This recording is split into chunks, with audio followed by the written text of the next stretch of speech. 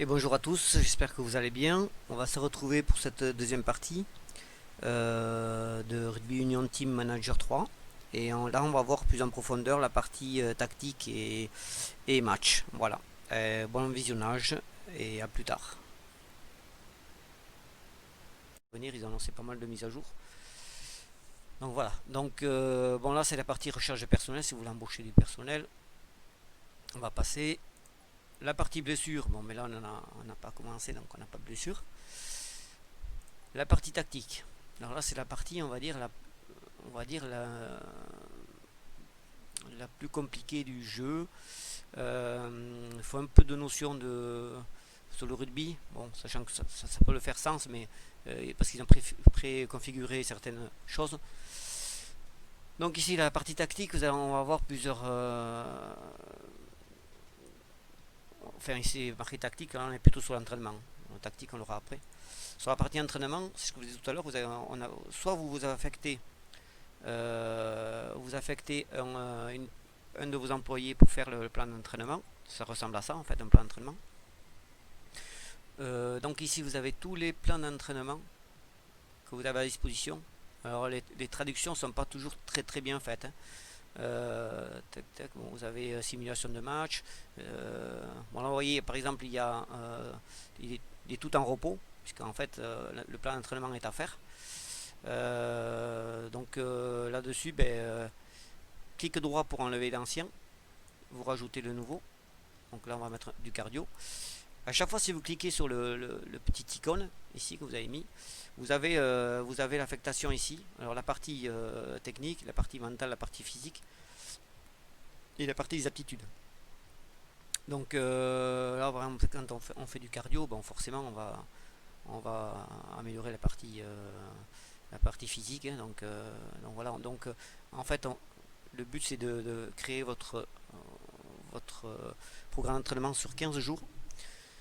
Et tous les 15 jours, en fait, il faut le remettre à jour. Vous pouvez garder le même si vous voulez, mais vous pouvez le remettre à jour en fonction de vos performances hein, au niveau des matchs. Et vous pouvez créer ici, dans les groupes d'entraînement, deux groupes d'entraînement. Donc par exemple, vous pouvez très bien vous dire, vous mettez les avants, tout ce qui est première, deuxième, troisième ligne, dans un groupe 1, et la partie 3 quarts ici dans le groupe 2 est réglée ici dans vos programmes d'entraînement, des programmes spécifiques pour les avants, des programmes spécifiques pour les 3 quarts. Donc voilà, donc ça c'est vachement bien fait. Ça ressemble à ce qui se faisait sur Football Manager, ça n'existait pas sur les précédentes versions. Donc là je vais mettre un plan d'entraînement de l'entraîneur adjoint, comme ça nous permettra de passer vite sur autre chose. Sachant qu'ici sur le plan d'entraînement, ok on a compris, individuel, vous avez moyen aussi, chose qui n'existait pas par le passé aussi, de faire des entraînements individuels par personne. Voilà. Donc ici vous pouvez régler par poste et par équipe si vous voulez que les titulaires. Donc académie j'en ai pas puisque je suis en pro D2, il n'y a pas d'académie, vous avez espoir. Donc voilà, vous pouvez vous amuser à affecter à chaque fois un plan d'entraînement individuel. Par exemple, si on prend Guy Millard, donc là il est en cardio, donc en début de saison et en cardio, donc natation, vous pouvez lui faire des courses. Vous pouvez le faire entraîner sur la partie psychologie, donc voilà, sur la partie exercice au tir pour un pilier, on ne fera pas, mais vous avez soit ça c'est surtout pour les 3 quarts, pour les 10 et les 9, soit entraîner pour faire des coups de pied positionnés ou des tirs au but. Et la partie contrôle de poids, ça peut concerner les avants, c'est soit les faire perdre du poids ou les faire se muscler. Voilà, donc on va laisser en cardio en tout cas en début de saison, donc on va laisser en natation. Et ici vous pouvez régler à chaque fois l'intensité de l'entraînement personnalisé que vous voulez. Donc repos, il n'y en aura pas. Faible, il y aura un entraînement très faible. Et à chaque fois ici l'aptitude que vous avez en fait c'est la forme physique. Ça aussi c'est pas encore tout à fait traduit. L'intensité c'est ici là, l'intensité que vous avez réglée et l'entraînement que vous avez mis. Voilà. Donc vous voyez sur la partie entraînement c'est très très complet. Alors la partie tactique. La partie tactique donc c'est le cœur du jeu en fait. Hein. Donc alors ici on aura plusieurs éléments. Vous avez à régler la partie attaque, enfin le style que vous voulez mettre à votre équipe au niveau de l'attaque. et le style que vous voulez imprégner sur la partie défensive.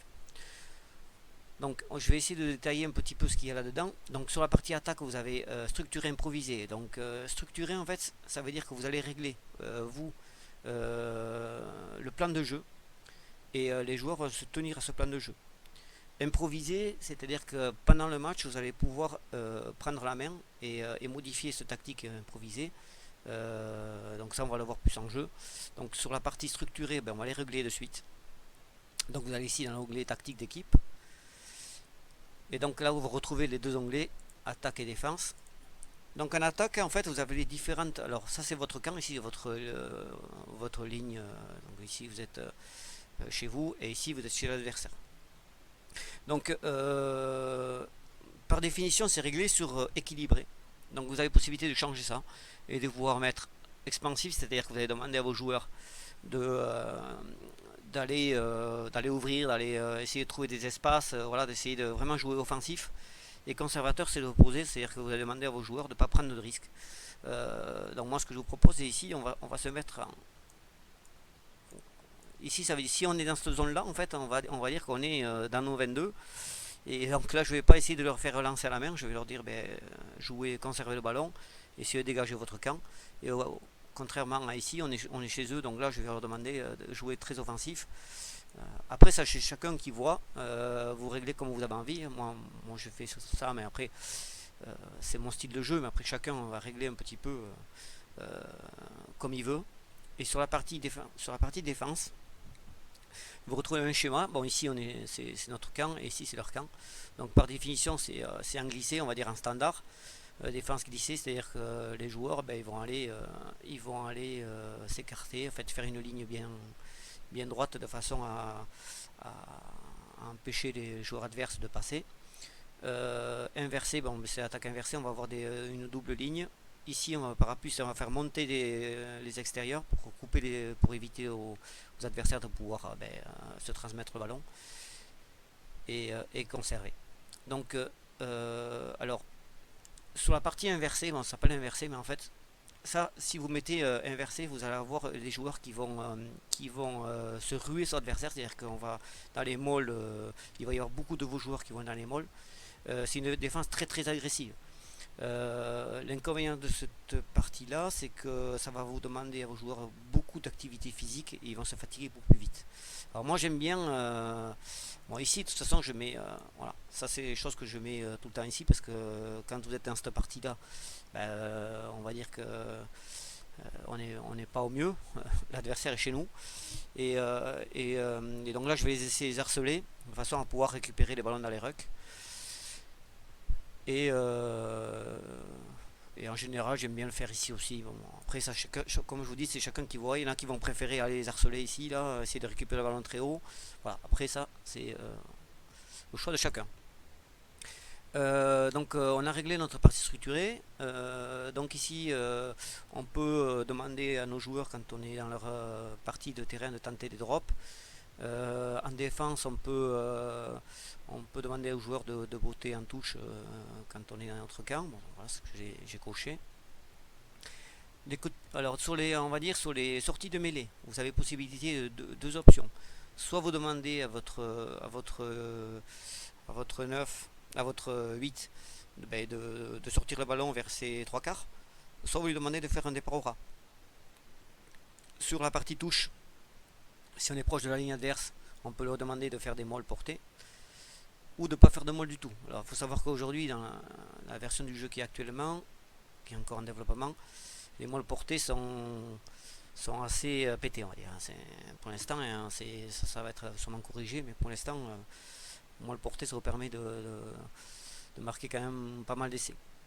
Le tempérament de vos demi-mêlées, demi-ouverture, soit vous les réglez en meneur de jeu, c'est-à-dire que il va essayer de créer du jeu autour de lui, soit en opportuniste, donc il va jouer un peu en solitaire, soit d'attaquer, voilà, il va partir au ras et essayer de prendre la ligne. Voilà. Là, les calendriers, bon ça, rien de particulier. Vos joueurs. Alors, les joueurs. Particularité du jeu, vous avez tous vos joueurs ici. Donc vous avez possibilité ici de les trier par poste. Si vous cliquez sur pilier gauche, vous avez tous vos piliers gauche. Donc ici, le calibre en fait c'est le potentiel du joueur, donc semi-pro, donc on va dire c'est un pilier qui est si on regarde ses stats ici, qui va être, vous voyez, c'est quelqu'un qui a 70 en mêlée, 61 en puissance. Si on remonte ici, on est sur des joueurs qui ont des stats un peu plus importantes, et ils ont donc un statut professionnel. Et après, au-dessus professionnel, vous avez national et international et mondial. Voilà.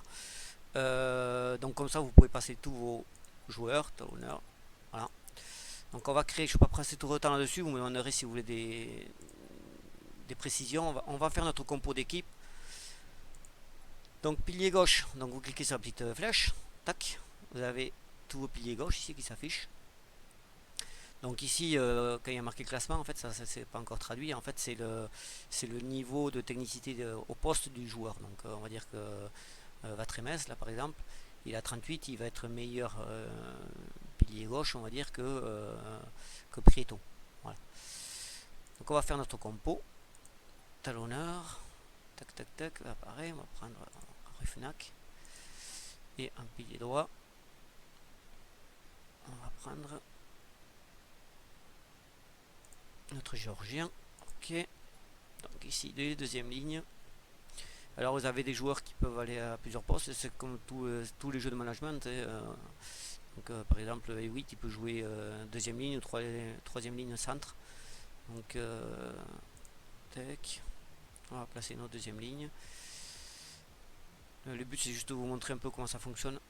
C'est pas de passer des heures sur la compo d'équipe, sachant que si on est amené à faire une saison, ben, on le dirait si ça vous plaît, et là on passera plus de temps sur le choix des joueurs et sur les recrutements. Troisième ligne, ok. Troisième ligne centre. Tac. Demi mêlée. Je ne voyais pas, je croyais que j'avais demi d'ouverture. Tac tac tac. Premier centre. Ça, vous avez les postes sont bien faits, les joueurs sont bien renseignés. Vous avez les vrais noms de joueurs, même en Pro D2, donc c'est pas mal. Ça permet déjà, même pour le recrutement, vous allez voir, et tout à l'heure, vous allez voir, vous avez les mêmes les bons noms, et en plus vous aurez les photos sur la version classique, ça va arriver sur celle-là aussi, mais les ailiers. Hop hop hop.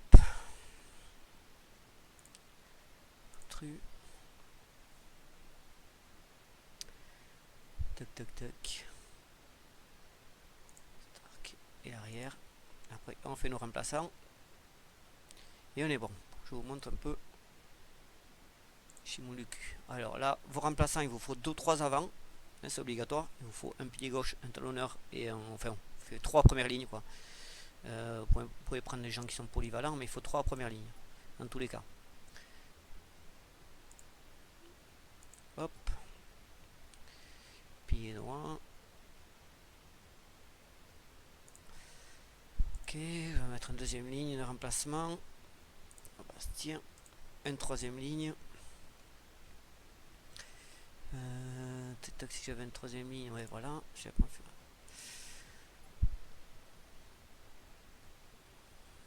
Un 3/4. Un 3/4. Premier, deuxième centre serait parfait. Ok. Un arrière. Ok, je vais remettre un avant de plus. J'aime bien jouer avec pas mal de troisième ligne. Troisième ligne, c'est des joueurs qui sont très très sollicités. Voilà, bon, alors, donc on va dire qu'on est parti pour faire pour notre équipe. Donc au passage, vous voyez que j'ai 44 joueurs dans mon équipe A, donc il faut au minimum 25 joueurs, et j'ai 35 jeunes, il faut au minimum 25. Allez, on est parti pour le match. Alors, offre d'emploi, ah oui, donc sur la DLC, ça me demande de choisir un emploi international, donc ça vous l'aurez pas sur la version classique. Donc vous avez une proposition de pays à coacher. Donc je sais quoi. C'est aléatoire par rapport à votre niveau. Hein. Alors j'ai le Canada, les Fidji, Géorgie, Italie, Japon, Namibie, Russie, Uruguay, j'en ai pas mal, Samoa, USA. On va se faire le Japon, on va rigoler. Ok, donc on est parti pour le match. Désolé, c'était peut-être un peu long cette partie-là, mais donc le lien tactique, oui. J'ai oublié d'affecter le capitaine. Le capitaine de l'équipe. Donc si vous passez vos joueurs, ici à chaque fois vous avez le leadership de joueur avec la ténacité. Ténacité, c'est en fait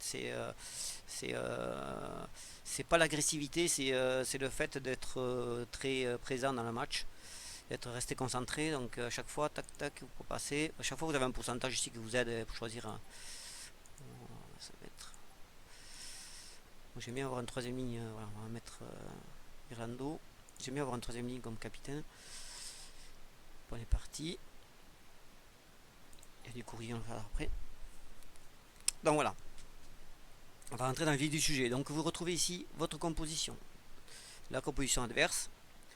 Aptitude ici. Vous avez, c'est l'état physique de vos joueurs. Moral, en fait, moral, plus vous allez gagner le match, plus le moral sera bon, plus vous allez perdre de match, plus le moral sera mauvais. Donc, alors là aujourd'hui, il faut savoir que pour tous les jeux de management que vous avez peut-être pu faire, que ce soit de foot ou de rugby, sur ce jeu-là, en tout cas dans cette version, pour l'instant, je pense que ça sera modifié dans le plus tard, mais le moral est hyper important. Si vous avez un moral qui est mauvais, vous avez des joueurs qui vont lâcher tous les matchs. Et du coup, c'est un cercle vicieux parce que si vous tombez trop bas en moral, en fait, vous pouvez plus gagner aucun match. Donc là, partie très importante que je ne savais pas et que je me suis aperçu au fur et à mesure des heures que j'ai passées sur le jeu, c'est que le staff que vous y mettez est hyper important. Tout à l'heure, on a fait des entraînements. Mais si j'ai pas les entraîneurs qui vont en face des entraînements, en fait, le moral des joueurs va baisser. Voilà. Et la partie technique, c'est la partie, c'est la technique de vos joueurs, quoi. Voilà. Donc ici, vous avez poussé la solution, soit simuler le match. On va pas le faire parce que le but c'est que vous voyez un peu comment ça se passe. La partie match en 2D et match en 3D, ça c'est comme football manager. En fait, vous pouvez regarder le match en 3D ou en 2D. 2D si vous avez un ordinateur qui est un peu plus juste, voilà. Et 3D, voilà, si vous voulez vraiment voir l'ambiance du match. Ici vous retrouvez la partie défense-attaque organisée ou improvisée comme on a vu tout à l'heure. On va laisser organiser et on verra tout à l'heure, je vous montrerai un peu comment ça marche. On va lancer le match. Donc ici vous avez la série de victoires ou de défaites. Bon, c'est vite parce qu'on n'a pas fait de match. Donc au fur et à mesure que vous allez, ça vous mettra des pastilles vertes ou rouges en fonction des victoires ou des défaites. Donc voilà, donc en fait pour l'instant les stades c'est tous les mêmes. Hein. Pour l'instant il n'y a pas eu de modélisation. Hein. Ça c'est pas, pour ceux qui connaissent, c'est pas le stade Aguilera. Il n'est pas comme ça. Donc ici vous pouvez régler la vitesse. Ici on va se mettre vous pouvez changer la vue. Vous avez pas mal de vues disponibles. Alors moi j'aime bien être en vue latérale, mais après ça c'est au goût de chacun. Donc ici je mets sur pause. Gestion automatique de l'équipe. Donc ça vous pouvez demander à votre entraîneur de faire les changements tactiques, tout ça. Alors moi ça je fais jamais, j'aime bien. Voilà. Le but du jeu de management c'est de manager, donc si c'est pour déléguer tout, il n'y a aucun intérêt. Les remplacements. Donc ici vous retrouvez tous vos joueurs avec les joueurs remplaçants que vous avez et l'état de le pourcentage ici c'est l'état de forme, de fatigue, on va le voir après en jeu. Vous avez le droit à 8 remplacements. La partie tactique, c'est ce qu'on a réglé tout à l'heure. Attaque-défense, vous vous rappelez, qu'on peut modifier à tout moment. Et l'instruction d'équipe, c'est ce qu'on a réglé tout à l'heure, que vous pouvez modifier pendant le jeu. Et on pourra s'amuser tout à l'heure à modifier, improviser, structurer pour que vous voyez un petit peu la différence. Allez, on est parti pour le match. Alors, j'accélère un petit peu parce que, en fait, en normal, vous allez voir, c'est très lent. Ouais. Donc, on va accélérer un peu. Voilà.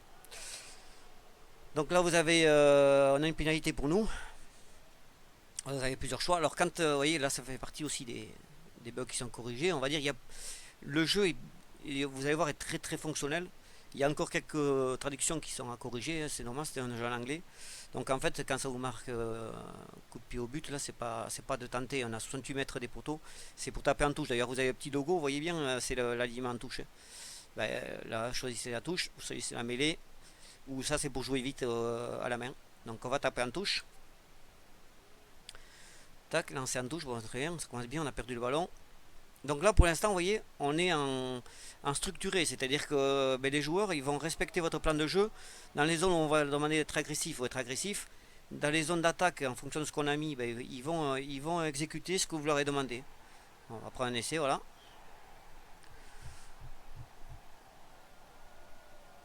Donc ça commence bien, on perd 7-0. Donc là, on prend une pénalité, donc on a 42 mètres des poteaux. Vous voyez, dès on a passé les 50 mètres, on a une possibilité de tenter les 3 points. Donc vous avez la distance, vous avez votre buteur avec sa précision. C'est-à-dire ça, c'est son aptitude on va dire, à passer les pénalités à 70%. On est là pour jouer, on va pas tenter les pénalités. C'est un match amical, hein. Par contre, en touche, on a un gros souci, hein. Donc on a récupéré le ballon. Donc voilà, donc là vous voyez, il fait du jeu. En fait, j'avais demandé dans les 22 mètres, voilà, on a marqué un essai. Dans les 22 mètres adverses, j'avais demandé à ce qu'ils se passent le ballon, à ce qu'ils jouent très offensif, ce qu'ils ont fait. Donc voilà, ça c'est bien fait, ça respecte assez bien les tactiques. Euh, le seul inconvénient de ça, c'est que si dans le match, au moment donné, vous voulez modifier parce que vous êtes en retard ou vous voulez gérer votre état de fatigue, vous allez pouvoir en automatique, là, enfin, on va dire en style structuré, en fait, ils joueront, ils rateront pas, ils vont exécuter ce que vous leur avez demandé. Donc, ceux qui sont fatigués ou pas fatigués, ils vont continuer à jouer. Donc là, vous voyez, on est sur un style de jeu qui est moins ouvert que tout à l'heure. C'est ce que j'aurais demandé. J'aurais pas demandé d'ouvrir. Ah là, bah, on va marquer un essai encore une fois. Donc oui, par rapport, si vous avez déjà fait des jeux de management de rugby, d'autres jeux, je trouve que celui-là il est quand même beaucoup mieux fait au niveau du moteur 3D. Alors il reste encore des choses à travailler, je ne dis pas qu'il est parfait ce jeu. Mais déjà, quand vous leur demandez de presser l'adversaire, il y a beaucoup plus de monde qui va aller dans les rucks, tout ça. Donc ça c'est bien respecté, je trouve que c'est bien fait. Voilà, donc ben là, le mall était en fait, je vous dis tout à l'heure, la partie des malls dans les 22 mètres adverses, euh, c'est un peu pété quoi. Parce que pour arriver à arrêter un mall porté dans les 22 mètres, soit il faut être très très supérieur au niveau physique, c'est-à-dire. Ben là on a pris un carton jaune. Alors, je vais arrêter un peu. Alors, chose qui est pas encore mise et qui va être mise rapidement d'après ce que j'ai eu sur les infos que j'ai eu des développeurs. Vous voyez là pour l'instant la mi-temps on a 44 minutes, il n'y a pas eu de pause enfin il y a eu une pause mais elle passe tellement vite quand on met en rapide qu'en fait on la voit pas forcément, il n'y a pas de coupure quoi. Donc ça il y aura une coupure qui va être mise de façon à ce que si vous voulez modifier des choses. Donc on va regarder les remplacements. État de physique. Donc en fait voilà, il y a ça aussi, en fait j'ai un joueur qui est blessé, il était certainement blessé depuis un petit moment, sauf que je ne l'ai pas vu. Et là aussi, c'est des choses qui vont évoluer. On va avoir des alertes avec des joueurs blessés. Donc en fait, on joue à 14. Donc déjà 15 contre 15, c'est pas facile. Ok, donc on va changer ça. On va faire tourner notre première ligne. On est un match amical et le but c'est que tout le monde joue. Tac, bon, les autres on va laisser pour l'instant. Allez, on est reparti. Donc les changements, bah, vous avez vos joueurs ici qui sont en train d'attendre de pouvoir rentrer. Donc au prochain arrêt de jeu, des 4 remplacements vont se faire.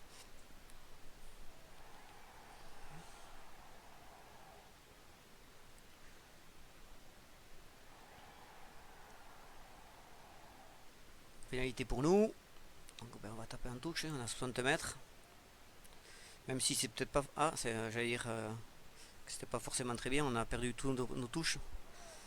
On a pénalité pour nous, bon là on est égalité, bon on va quand même. Faut qu'on joue la gagne quand même, hein, donc on va tenter la pénalité. Hop. Je vais vous montrer. Alors je vais vous montrer la partie on va dire improvisée, que vous voyez la différence. Alors, hop, je vais vous mettre les données improvisées. Alors en improvisé, vous avez vous avez retrouvé ici notre défense. Alors ici, vous avez les différents onglons. Donc ça, c'est ce qu'on a réglé nous quand on avait fait qu'on avait mis les consignes de base en fait. Dans cette zone-là, on avait demandé de jouer comme ça, mais on peut très bien leur demander de passer en agressif. Dans ces cas-là, on va cliquer là-dessus, ça va modifier la défense, inverser, voilà. Et ici, sur le plus compliqué, c'est la partie attaque. Alors ça, c'est l'attaque actuelle, c'est-à-dire là, vous voyez, donc, alors là, en orange, en jaune, c'est les avants. Alors A, B, C, D, E. Et pareil ici, j'ai mis du temps à comprendre ce que c'était. En fait, c'est la distance du porteur de balle. C'est-à-dire que si on fait A, si je mets A ici, c'est-à-dire qu'après cette action, ils vont faire un maul. Ils vont passer le ballon aux avants et au ras si vous voulez. Si j'avais pris par exemple E, donc ça va être une passe, on va faire un maul d'avant mais loin, déporté quoi en fait. Et ici A, B, C, D en violet, on va faire une passe aux trois quarts, donc à hauteur, c'est-à-dire que je vais le faire, vous allez voir. Donc là il va faire une passe à son trois quarts en hauteur qui va arriver lancé au ras du maul. Tac. Ouais, bon, donc voilà. A. Donc là, il fait son départ au ras comme on avait prévu. Et là, il va faire. Voilà. Vous voyez, il a fait un passage au ras. Donc là, vous pouvez, avec ce système-là, ça c'est vachement bien fait. C'est que vous pourrez décider à tout moment comment vous voulez qu'il joue. Donc si vous ne le faites pas, il va décider tout seul par rapport à ce qu'on a mis en automatique. Voilà, mais l'intérêt en fait c'est de se dire, voilà, je peux interagir sur où je veux que la zone d'attaque. Et ça c'est super bien fait. Tac, il faut que je regarde On a 70 minutes de jeu, je vais regarder mon état de forme des joueurs. Tac tac tac. Allez, on va faire le numéro 8, on va le sortir. Ok. Alors vous voyez, 32%, c'est-à-dire qu'il reste 32% d'énergie et il commence à fatiguer. Tac, on fait les remplacements. Hop, et on est reparti. Donc voilà, donc il s'est mis voyez, il s'est mis automatiquement en B. Il s'est mis automatiquement en B parce que je lui ai pas donné d'instruction. C'est en fait tant que vous ne mettez pas d'instruction, lui il va jouer, il va décider tout seul ce qu'il veut faire en fonction de la stratégie qu'on avait mis évidemment dans les réglages de base. Voilà, donc là il est en défense. Donc si je veux les faire harceler, je vais passer voilà, je clique en haut et en fait vous allez voir que ils vont monter. Vous voyez, il y a beaucoup plus de monde qui va aller dans les malls dès que les gens vont. Voilà, le match est fini. Donc voilà, donc la partie jeu. Alors je vais pas faire une vidéo d'1 heure parce que sinon ça va vous gaver. Surtout vous me dites si vous voulez des précisions dans les commentaires. On va ouvrir nos courriers. Tac. On a oublié de mettre un joueur vedette. Alors ça c'est pour les clauses de masse salariale. Parce qu'il y a suivant les divisions, vous avez. Alors j'ai un joueur suspendu. Alors vous voyez, là, par exemple, tacle dangereux, en fait c'est plaquage haut, hein, c'est pas encore traduit. Vous voyez, c'est très inspiré des jeux de football. Hein.